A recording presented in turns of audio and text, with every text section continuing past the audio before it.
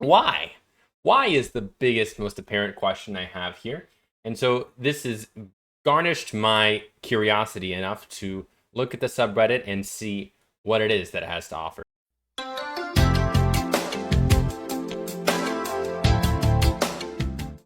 There is a subreddit for ex-atheists. Take a look here.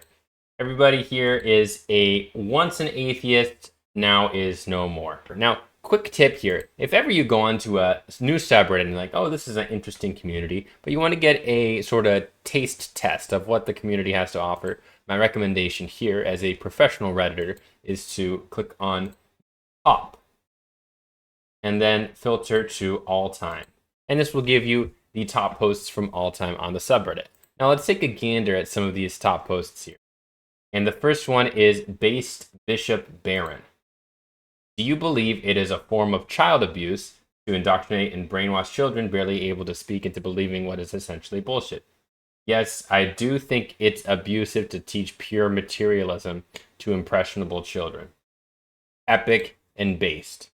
So it looks like this is more of a subreddit to post memes, making fun of or teasing secular people. Obviously, this is a very edgy post saying, it's harmful to indoctrinate children to speak into believing what is essentially bullshit. And then Bishop Barron's response is supposed to be, an epic, Catholicism is true. We're owning the secular people. We're owning the materialists by saying that their viewpoint is a religion. Materialism is not a religion. Materialism is just understanding the world as it is for what we can measure and view it for, assuming that the real material world is the real world we have. And I actually have a video coming up on that this coming week. If you want to see it now, you can actually become a patron and watch it already. But it's not a religion. Putting it in the same guise as a religion is a classic tactic of theists who like to squish the ideas of secularism, of using evidence-based reasoning as if it were a doctrine or like a dogma.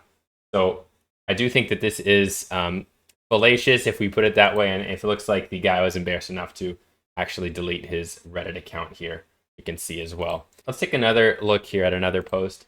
Our atheism makes me sad for them. Their arguments do not change. They spew the same lines over and over, often quoting Dawkins or Harris, refuse to respect literary styles in the Bible, have no idea about the use of hyperboles or metaphors used, and take everything at face value. Assume all Christians are right-wing Trump supporters and child molesters. Most of them cannot think for themselves. For most of them to claim to be free thinkers is extremely laughable. Also, they cling on to the Old Testament to prove Christianity is some death cult that condones slavery, rape, execution of homosexuals, etc., even though the Mosaic Law doesn't even apply anymore. To think I was like one of them makes me sad. Okay, let me first give a bit of truth to this, that there is, and there always will be, a sense of tribalism amongst humans. So I do think if there was a world, for example, where religion no longer exists in practice, right? Everybody is essentially secular, and all of the religions in the world are the way of, I don't know, like ancient Greek religions, where we just study it as an ancient mythology. I don't think that will ever happen in at least our lifetimes. But even then, we would still have tribalism. We would still create arguments and things that go without rationality, right? So it makes sense that within a atheist community, you would still find people being irrational. Now, I do think that this is usually taken out of context, and I do think it is usually a straw man more often than not. But to give credit where credit is due, humans are tribal. We're tribalistic creatures by nature. And I have a great South Park clip to demonstrate this point. United Atheist Alliance! Oh, science, help us! Science? Damn you, Unified Atheist League! Point a bit of criticism, though, at this top post is they spew the same lines over and over, often quoting Dawkins or Harris. The same thing is me going to a Christian subreddit saying they say the same lines over and over, quoting, Trent Horn and William Lane Craig or something like that. They think that all Christians are right-wing Trump supporters and child molesters.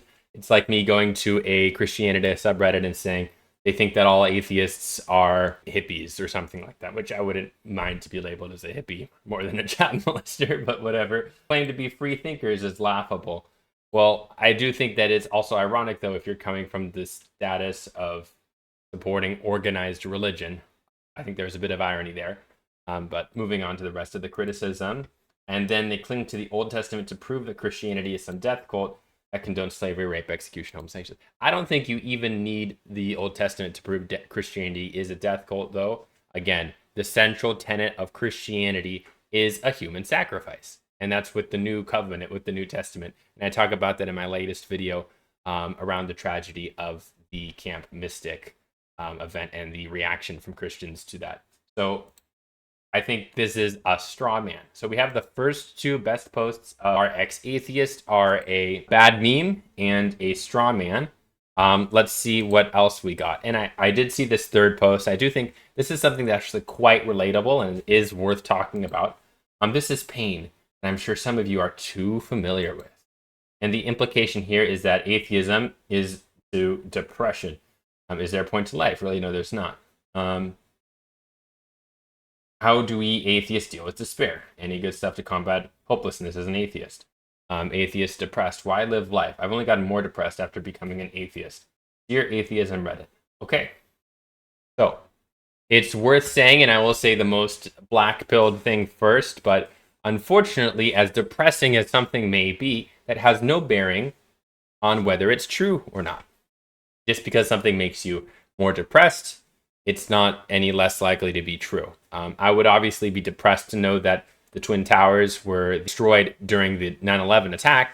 As depressing and as sad as that is, it doesn't make it any different that it happened. I'm depressed to know that one of my family members died to COVID, and as did hundreds of thousands, millions of people around the globe. But that doesn't make it any less true that it happened. I'm depressed to know that there's a war, an attempted genocide being happened against Palestinian people in a constant war in Gaza, and obviously the war in Ukraine. That's all depressing, but that doesn't make it any less true. And so if being an atheist makes you depressed, which it obviously does for many people, understandably so, if you're the atheist from leaving a religion, that doesn't make it, though, any less true. It just makes it depressing. And so to say then, attempted idea here, right? Going to the Ex-Atheist subreddit. Why be so depressed? Whoa, this atheism stuff, it's too much, man. Let's just, what's the answer? I got the answer right here, man. Like, I have a prop. Let me use a prop. Oh, yeah, it's Christianity. Oh, yeah. Yeah, it's Christianity. Yes, I do have an Ignatius Catholic Study Bible, again, because I am a nerd. And I actually do like to study theology and learn about the lore of Christianity and other religions as well. Currently, I've been on a Mormon binge. That LDS stuff is crazy, really interesting. It's like a Netflix series. It never ends. But the whole implication of this post is that, oh my gosh, it's so depressing. Atheism is so depressing and sad. Oh man, I'm sure this pain is something you guys are all too familiar with. You know what the answer is? Sorry doesn't make it any more true, though. It doesn't make it any more true that, your religion is a lie. It doesn't change that at all. I think, yes, it is incredibly depressing if you have this idea of eternal life and existence after this existence, and then nothing. Every perspective you have is completely flipped. Every idea you've had, every idea of someone to be there in prayer, someone looking after you, it's not there anymore. Yes, it's depressing. But there's ways to conquer that depression. There's ways to move past that and to be a happy person in a fulfilling life. I actually just talked about in my last video why life is so much more meaningful that it is all there is. For just a mathematical reason too. Anything divided by infinity approaches zero, right? So a finite life versus an infinite afterlife, well, of course, the finite life will have no meaning from a numerical standpoint. Whereas now, if you throw away that idea and you realize that this life is likely all we have, it is now a finite life over a finite life. This is it. This is 100% of it. And so everything about life is more and more meaningful. And so once you come to the acceptance of that, yes, of course, mortality and death is still saddening. It is still terrifying. But It makes you value and appreciate life all the much more. I actually just got back from visiting my grandfather, who is on his deathbed. This is pretty personal, but he is probably only a couple more weeks of life, and it's very sad to see him every day, and just to see him get weaker and weaker. But it is something I'm grateful for, to be able to say goodbye to him. And it is bleak and depressing that I know once he leaves, he'll be gone. But that's the reality that I have to face. And that's the grief that I'll have to walk through. I do think that there is a proper grief process. And I'm going to make an analogy here for those who are familiar with video games a bit into The Legend of Zelda Majora's Mask. It's a game I played growing up as a kid, but give you a brief rundown, and please bear with me for this tangent. If you don't want to hear about video games, skip 3 minutes forward. Link is the character in this game. He's sent into another world called Termina, and this world is doomed. Termina, sounds like terminal. Doomed with a moon falling into this civilization within 3 days. Now he gets a magical flute called the Ocarina of Time used in his previous adventure, which allows him to skip between the 3-day cycle, Groundhog Day kind of scenario. Side note, sorry for the second tangent here, but the Japanese people love Groundhog's Day. They love the whole time leap, time skip theme and trope, and you see that all over media, all over Japan, never ending, never will die. I love you, Japan. Stay exactly the way you are. Well, not exactly the way you are. I'd like for Japan to change in some other ways, but that's going to go into a third level tangent, so let's just keep it at level 2, back to level 1. So Link has to go through 4 different areas in order to prevent the moon from falling. Basically, it's some magical stuff, but there are these ancient, oath keepers or whatever that prevent the moon from falling. And when you can save all of their different zones from these evils that are occurring from a cursed mask, Majora's Mask, then you can stop the moon from falling and save the world of Termina. And in these 4 areas, they all represent a different stage of grief. But the idea is that you go through anger, bargaining, depression, and acceptance. And each of the 4 zones, right? The first one, you go to this Deku Palace, it's called, with these angry shrub-like fantastical creatures. But they're just pissed off. You can tell by the sound of the music. Holy shit. Right, they're just mad about everything. The next area you go to, though, is bargaining, and it's kind of illuminated by the snow and the harsh winter here.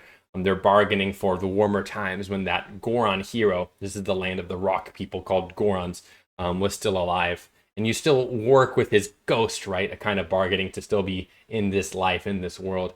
The next area then is depression.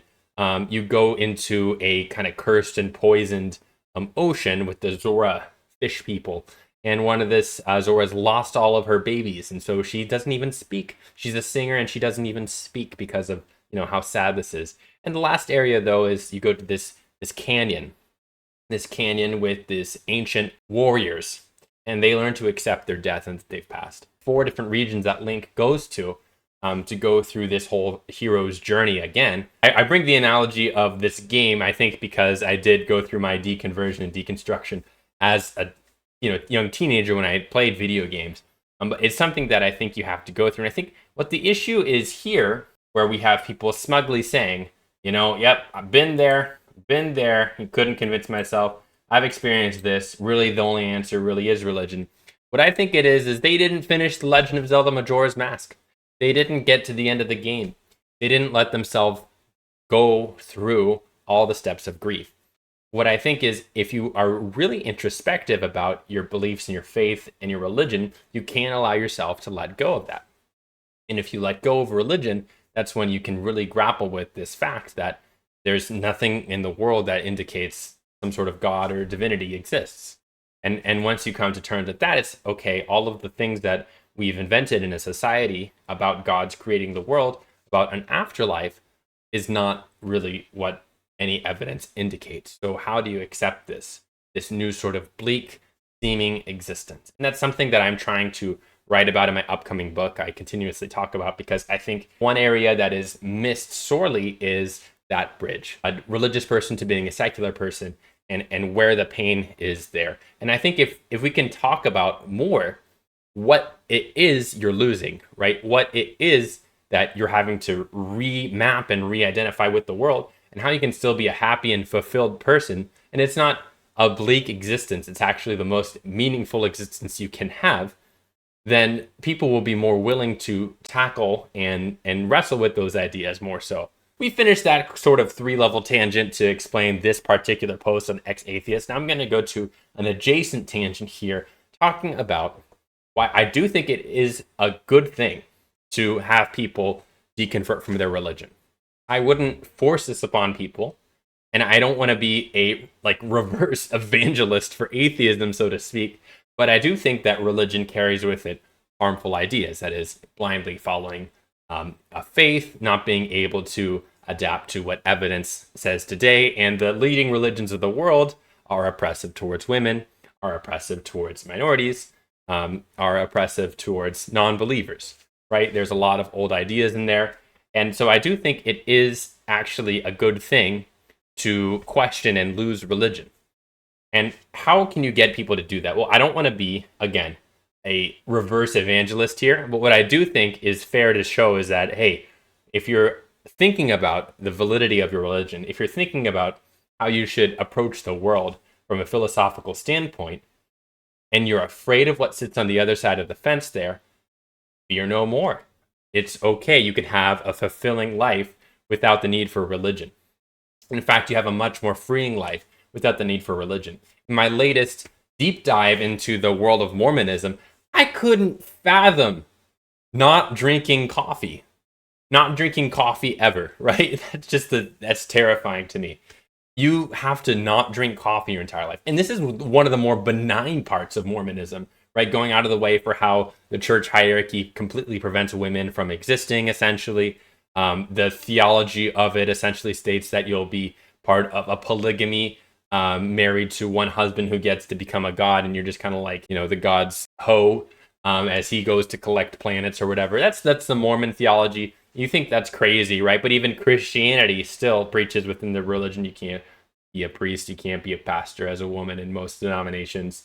Men hold a specific role in the household, again, in most denominations. It still has women in a subordinate position, subordinate to their husband, subordinate to the men around them in the world. There's still a strict hierarchy being impressed upon them. And so all of these things, I think, are not good. I look at people who are ex-Mormon, for example, and see them happily drinking coffee now, right? Or happily talking about the freedom lifted from their heart that they don't have to follow this tenet anymore. People who are ex-Jehovah's Witness, people who are just ex-Christian in general. And there's so much pain. There's so much more pain that comes with religion. I do bear the title anti-theist, and that I think a world where we can depart from religions is a better world. And so I think it is good to talk about why we should depart from religion and what we have to face with. This idea of depression here is a flash in a barrel, right? You're looking at one aspect of deconverting, losing the entire idea and premise of divinity and being depressed, versus having this world now where you understand there's no fairy tales that are keeping it in existence. Compare this to the depression brought amongst Christianity, Islam, Hinduism that you can only start to imagine, right? You just heard my examples of not being able to drink coffee every day, to oppression of minorities and women in the church, of LGBT people. But you can only start to imagine the plight of anybody who doesn't fall within the particular caricature cutout of how you ought act according to one of those religions. If you're not the perfect cookie cutter Christian and you're in a strict conservative Christian household or society or community that has you act a certain way all the time, you're going to hate yourself. You're going to be taught to hate yourself. You're going to be taught to despise yourself. Regardless of however the religion preaches to love and that Jesus only loves you, it's all rooted with a huge gut of fear underneath it. And so there's nothing more liberating, in my opinion, than losing that and being able to think for yourself for the first time. Any Christian watching this right now might say, how prideful is this atheist? This atheist has fallen to Satan in his ways, right? And that's the most dubious part of it too, which is like the trickster part of it. Oh, no. lose your faith, start thinking for yourself, you're now prideful. You have the sin of pride. So you're constantly stuck in a box. You're constantly stuck in a box from religion. And all I want to say is, hey, let's take off that box and let us think freely. Here's another one too. How have atheists looked at themselves lately? This is the kind of post I see and I think, okay, there's no way like a former atheist to Christian made this, right? Holy sperm and gay we trust. I think this is funny, to be honest. This picture is completely benign here, but they're wearing like a purple scarf, so it seems like a woke, edgy thing. Someone screaming, keep abortion legal. Yeah, what's wrong with that? Okay, this is literally just a black person. Again, nothing wrong with that in my mind. People saying peace and that socialism is good. Okay, he has like an anime haircut, so it's kind of nerdy. This is a furry. So yeah, like it's a bit okay, like yeah, this person's a bit strange, but I don't think it's like bad per se. And here's just people arguing for abortion rights and then a black guy. So I think you can it seems a lot less ex-atheist and a particular type of conservative making this caricature. You're just like pulling at straws. Look at this picture of a, I guess, teenage British kid with a funny line here and then an anime profile picture. Some ripped gay dudes and people with tattoos and someone saying there is no God. This is tame, dude. I don't know. You could have picked like they're going for like the look at the trans Marxist agenda that's destroying our world. I feel like they went with a tamer side. Hey, you could have gone with some more ranchy stuff, I think, but raunchy stuff. I don't know. This is the most offensive thing to Christians and theists. Then I think you need to maybe put on a second pair of diapers. So what do you think is one of the top posts of ex-atheists in all time? The moving part, the really emotionally polling argument for why God exists, why Christianity or whatever religion is true. Look at the trees. The evidence for God is right in front of us. It's just a look at the trees argument. And if we want to respond to this in good faith, let me just say this outright. It's a non sequitur. Nothing about pretty trees or a forest path indicates the existence of a god or gods. Let me tell you too about the puddle of water who went sentient. You can imagine there's a bunch of sidewalk in front of you, and on a rainy day, you're in London, let's just say, set the setting, right? A puddle emerges after it had rained and stopped for a while. And so on the formation of the sidewalk, a puddle emerges, but this puddle is special and it gained sentience. The puddle looks around it and it sees it has this like particular shape to it around it from the sidewalk. And the puddle thinks, oh, God, look at the sidewalk. It is so clear that this sidewalk was perfectly made for me, this puddle. Look at the arches, the way it forms around my particular shape. This sidewalk was created. It was designed specifically for me, the puddle. I'll spell it out for you now. You can't tell already, but it's clear that the sidewalk was in a particular formation. Some rain fell, and then a puddle emerged. The puddle isn't specially created because of the sidewalk specially creating it. The puddle is a circumstance. The puddle is the effect of a circumstance. And to say that then, looking at this batch of trees is evidence for God, is to diminish the vastness of the universe. What do I mean by that? If you're familiar with the Fermi paradox, it's this idea that the universe should be brimming with life. It should be brimming with life because of the vastness of it. I think it's likely due to the limited scope of our visibility that we haven't been able to see any life. Let me show you this article from 9planets.org that talks about the size of the universe, and I think it highlights it well. The one sun is an astronomical unit away from the Earth. 1 AU is about 149 million kilometers, and we could reach that in about 25 days if we use our best technology. But the universe is 93 billion light years across, and 1 light year is 63,000 astronomical units. So just think about the scope of what you just read. 1 light year is 63,000 Earth to suns. That's 1 light year. The size of the universe the size of the observable universe is 93 billion light years. That means go from the Earth to the sun 63,000 times. That's a set. Now do that set 93 billion times, and you've traveled the distance of the universe. Why am I talking about the size of the universe? Well, how many planets are there in the universe? There are about 5,000 planets in the universe. So if you think about how many years there have been and how vast the universe is, of course, you would get after the 13.8 billion years the universe is estimated to exist, life, eventually. And humans have only existed for 100,000 years, about 0.007% or so, less than that, 0.00007% or something like that, of the universe's existence. So we are a mere speck on the size of the universe.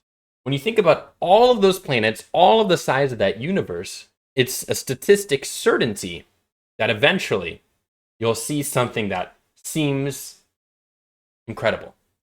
You'll see something that makes you think you're the puddle in the specifically designated puddle hole in the sidewalk. And I'm sorry, did I say 5,000 planets? I meant 5,000 planets that scientists, astronomers have discovered. The estimated number of planets is a 1 followed by 24 zeros. That's a septillion planets. So even if that estimate is wrong, if it's half wrong, you have 1 followed by 12 zero. I was at like a trillion planets. Even if there's only a trillion planets in the universe. But if you have a trillion planets over the span of 13.8 billion years, eventually you're going to get some phenomena that seem unlikely. Because with enough time and enough chance, everything is going to happen. That can happen. And so if you get a site like this, it doesn't mean that there's evidence for God right in front of you. It means that there's evidence for a large universe right in front of you. And nothing more.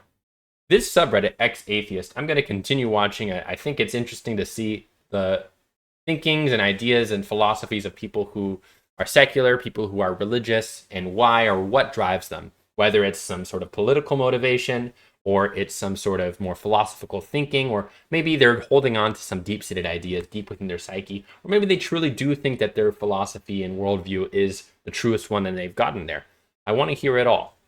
I'm going to continue following this subreddit, and if you want to join me in understanding truth, trying to understand the world more, learning about science and philosophy, subscribe.